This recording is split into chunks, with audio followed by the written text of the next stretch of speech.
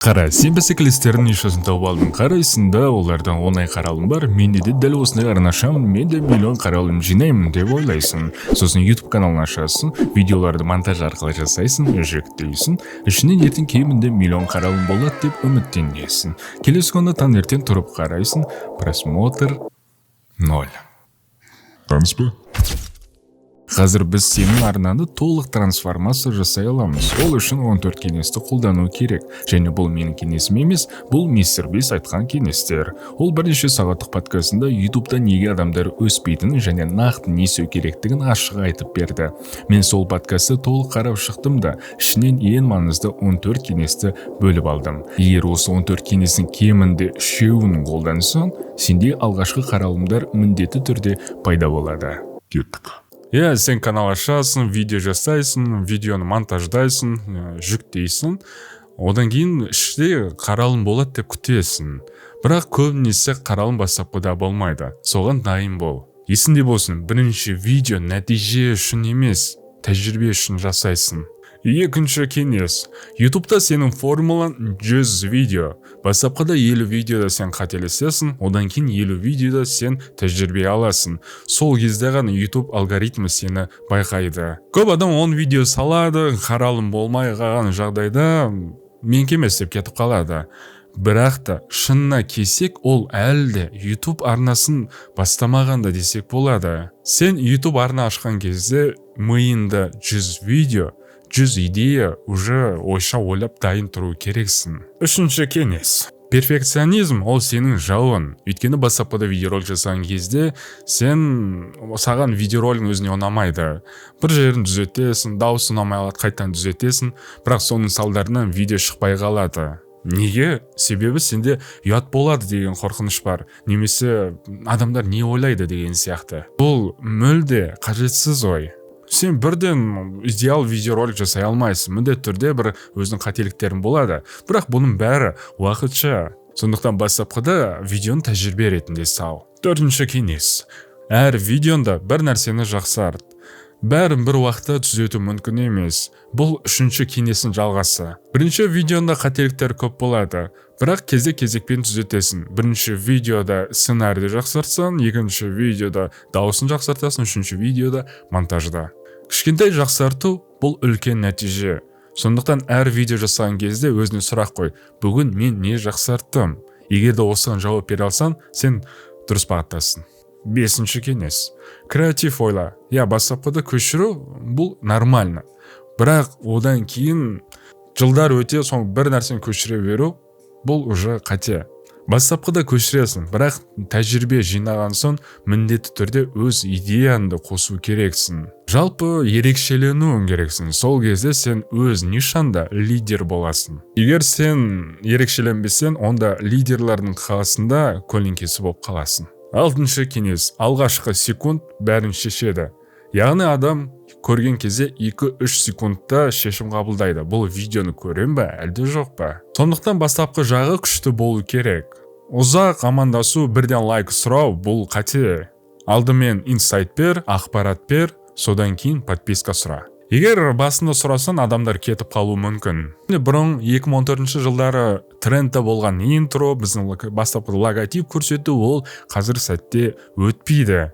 Қазір әр адамның уақыты жоқ, сондықтан бірден мәнге өт. Жетінші кеңес.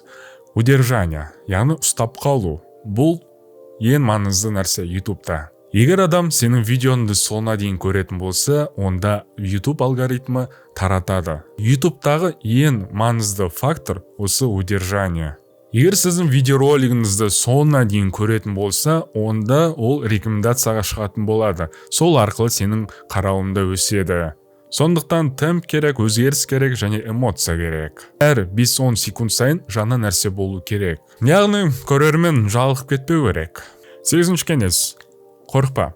Бастапқыда видеолар өтпейді. Бұл факт. Бірақ бұл уақытша. Көп адам осы жерде тоқтайды. Бір видео салады өтпейді, екінші видеоролик салады өтпейді. Ал адамдар өтетіні, результатқа жететін олар сала береді. Олар қаралымға қарамайды. Сала береді, түбінде рекомендацияға ілінеді, алгоритмға ілінеді. Сол кезде уже қаралым да болады және де өзінің ойлаған бастапқы мақсатына жетеді. 9-шы кеңес: өз аудиторияңды дұрыс таңда. Яғни сен білу керексің, сен кімдерге видеода ролик түсіріп жатырсың.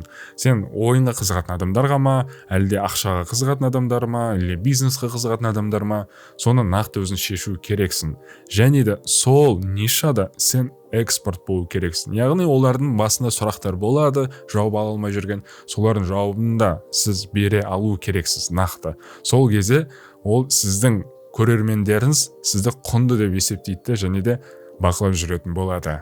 10-шы кеңес: теневой бан деген осы көп естіген шығарсыздар. ютубта теневой бан, яғни сенің ютубың каналың теневой банға түсіп қалады, болды, сенде қаралым болмайды, жаңадан арна баста деген сияқты.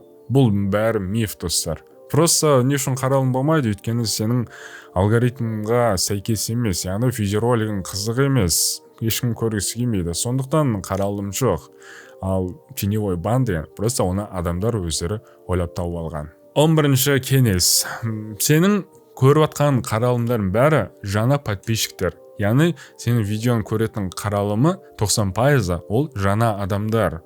Сенің видеоролигің рекомендацияға ілінеді, сол жақта сенің подписчиктерің емес, кәдімгідей жаңадан көріп отқан адамдар, и солар арқылы сен өсесің. Сондықтан есіңде болсын, сенің арнаң подписчик арқылы өспейді, а қаралым арқылы өседі. 12-ші кеңес: бастапқыда сен бір тренд аласың, бір нишаны аласың, қазіргі сәтте бір вирусный болып жатқан, содан бастайсың, фундаментті сол арқылы құясың. Сенде бастапқыда қаралымдар болады, уже нәтиже көріп жатсың. Одан кейін барып өзіңді қос, өз идеяңды қос. Яғни эксперимент жасап көр. Бір видеороликқа басқашалай кішкене өзгеріс жаса, екінші видеороликқа басқаша өзгеріс жаса.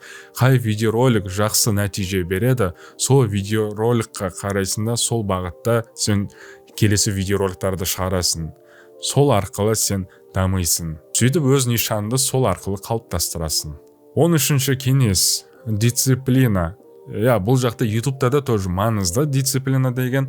Бұл ютуб марафон сияқты. Егер сен бүгін бір видеоролик салып, келесі айда бірақ салсаң, онда сенде нәтиже шықпайды. Бұл жақта дисциплина керек, график керек.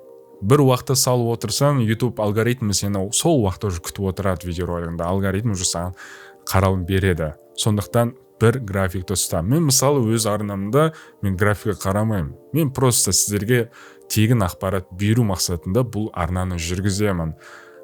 Бұлай өзім басқа арналарымда табыс алып келетін арналарым, мен ол жақта графикті қатты ұстанамын. Бір уақытты белгілеймін, сол уақытта ғана видеоролик салып отырамын. 14-ші кеңес: басында саған ешкім сенбеуі мүмкін.